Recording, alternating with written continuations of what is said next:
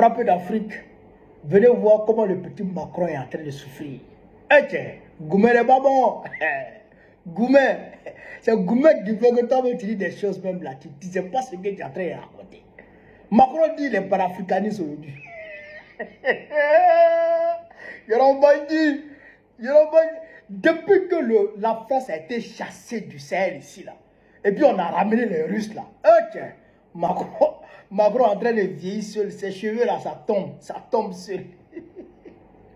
Frère, venez l'écouter un peu, et puis on va décortiquer. Ben, c'est de ça qu'il s'agit. Il est à Nairobi, ils sont en train de faire sommet France-Afrique.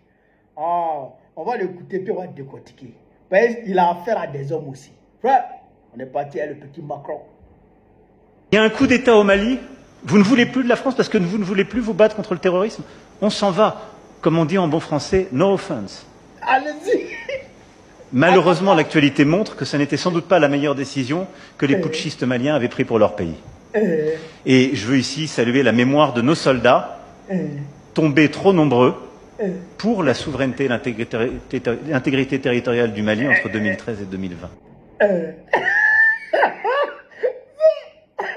Macron, écoute, Yeri, on ne se bat pas contre le terroriste là. C'est pas ton affaire.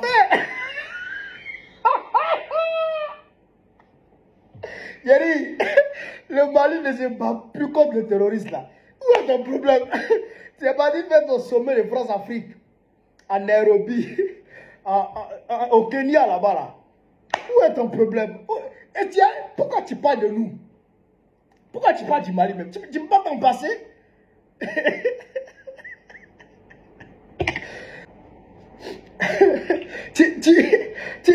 Tu vas t'en passer. Laisse-nous en paix. Tu as ramassé les Drawatra, les Jomaïfaï, les Kokakwa. Tu les as envoyés, tu les as ramassés pour aller parler avec eux à Nairobi. Laisse-nous en paix. Oh, on a fait quoi?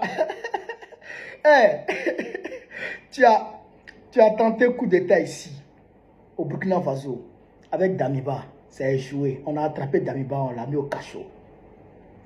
Tu as essayé au Niger, avec l'attaque. Et puis tu as lancé même une opération pour aller t'emparer de l'uranium au Niger, là-bas, au niveau de l'aéroport. Ça a échoué.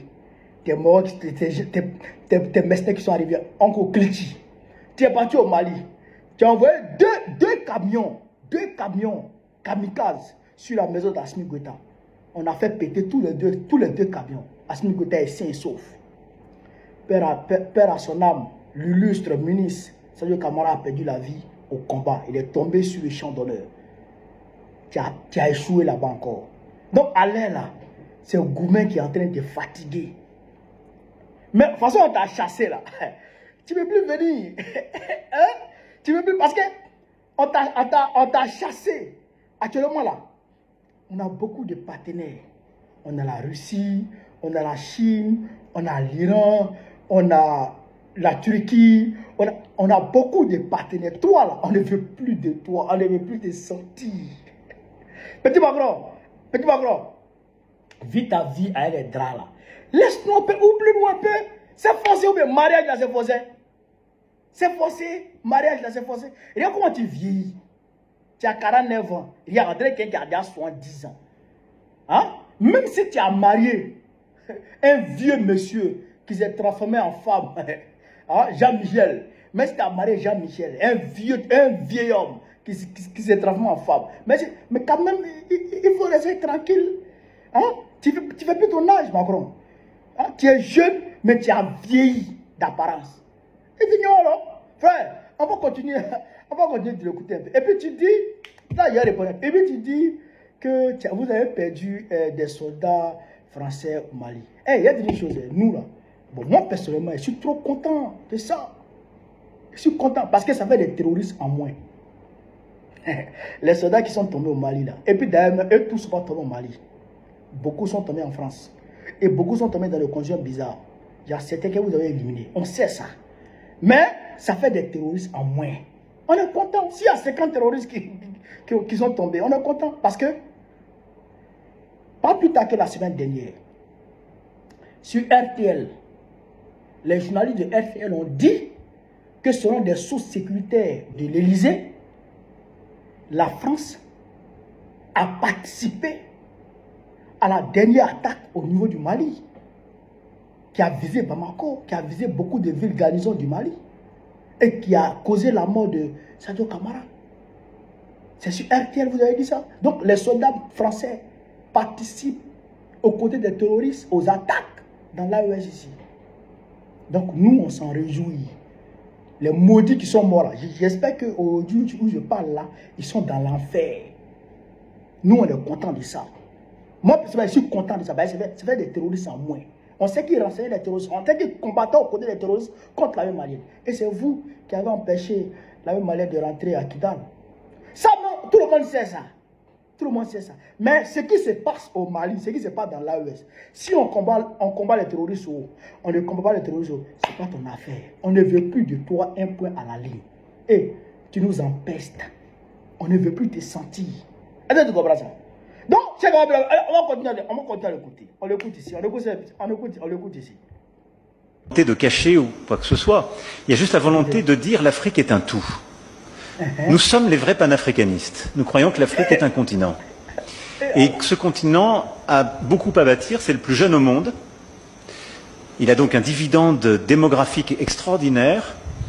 C'est celui qui a la plus grosse croissance au monde. Il a fait l'année dernière une croissance légèrement supérieure à celle de l'Asie du Sud-Est. Et donc, il faut le regarder totalement différemment. Voilà. Et dit l'Afrique, et dit lui, il est devenu panafricaniste. Macron, de un panafricaniste ne peut pas financer le terrorisme international.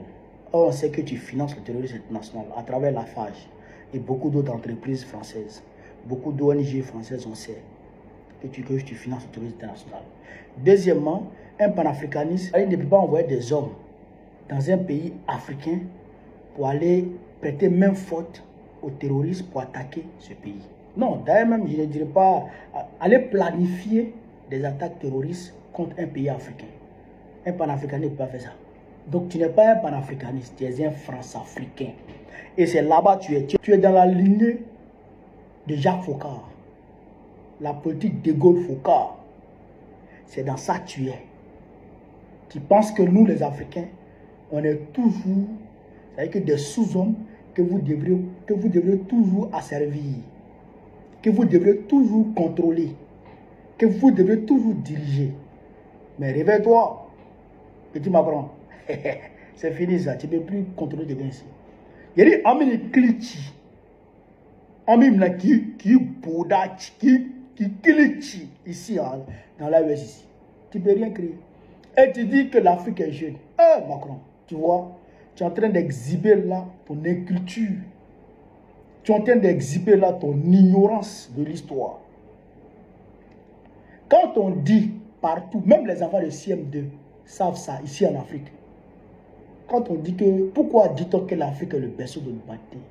Parce que l'Afrique a été le premier continent habité par l'homme. Et ça, c'est à partir d'analyses scientifiques, de recherches scientifiques. C'est à partir de recherches scientifiques. Les gens ont fait des recherches sur les os qui ont été retrouvés en Afrique ici. Et puis ils ont conclu que des hommes ont habité en Afrique, côté de l'Éthiopie, du Kenya, du Tchad, etc.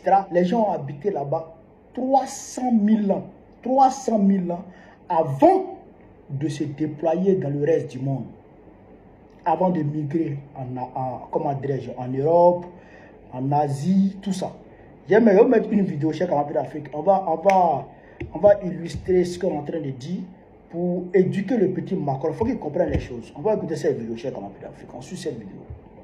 Une image avant de se quitter. Regardez le visage d'un des ancêtres des Britanniques, surnommé Sheddarman, du nom des gorges où son squelette a été retrouvé en 1903 au sud-ouest de l'Angleterre.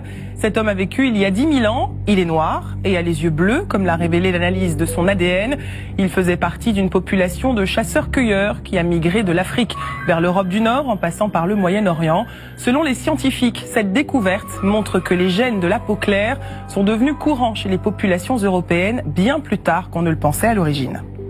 Voilà. Ça, c'est l'ancêtre des Britanniques, ça. L'ancêtre des Britanniques. Il est noir, aux yeux bleus. Donc, c'est parce que nous, nos ancêtres là, Nous, les ancêtres, nos ancêtres noirs, ils n'étaient pas des Woubi. C'est parce qu'ils n'étaient pas des Woubi que toi, Macron, tu existes. C'est parce que eux, là, ils n'ont pas marié les vieils hommes qui se transforment en femmes que toi, Macron, tu vis. Si c'était des Woubi, là, tu n'allais pas vivre. Tu n'allais pas venir au monde, tu n'allais pas exister. Voilà. Toi, tu as 49 ans, tu n'as pas d'enfant et ça ne te dit rien. Tu t'arrêtes pour dire non, ça ne sert à rien, que toi, tu ne trouves pas nécessaire de faire des enfants. Si nous, les Noirs, on n'avait pas fait des enfants pour peupler la terre, toi, tes ancêtres européens, là, ils n'auraient pas existé. C'est parce que nous, là, on a pensé à faire des enfants que toi, tu existes aujourd'hui. Petit ingrat. Tu avais interprété pour dire l'Afrique est le continent le plus jeune. Il y a moins un petit disjoncté comme ça, là. Quand il y a cri, waouh, frère, c'est la réponse de Macron. Mais ce que j'ai pu vous dire, c'est capable d'Afrique, c'est que Macron, le discours de Macron d'hier, là, c'est un aveu d'échec de la France-Afrique sur le panafricanisme. C'est-à-dire qu'ils reconnaissent qu'ils ont tapé poteau. Ils reconnaissent que tout leur stratagème a tapé poteau. À Magnan. C'est-à-dire que nous, là, la voie que nous avons empruntée, là, la voie que nous avons prise, là, qui mène à la prospérité dans l'AES ici, et puis pour toute l'Afrique, là, cette voie est la meilleure. Oui, cette voie est la meilleure. Donc, soyons fiers de nous. Et il faut qu'on s'en réjouisse. Il faut qu'on s'en réjouisse parce que nous sommes en train d'engranger des victoires. C'est ça qui est la vérité. Quand eux pleurent, nous on doit rire. Quand eux pleurent, nous on doit être contents. Donc voilà ce que je voulais vous dire. Sur ce, vive l'Afrique libre, vive le panafricanisme, vive le peuple africain, vive l'AES, vive l'AES, vive l'AES. Je vais vous présenter très prochainement pour que l'AES atteigne le golfe de Guinée. C'est de ça qu'il s'agit. On est ensemble. Merci.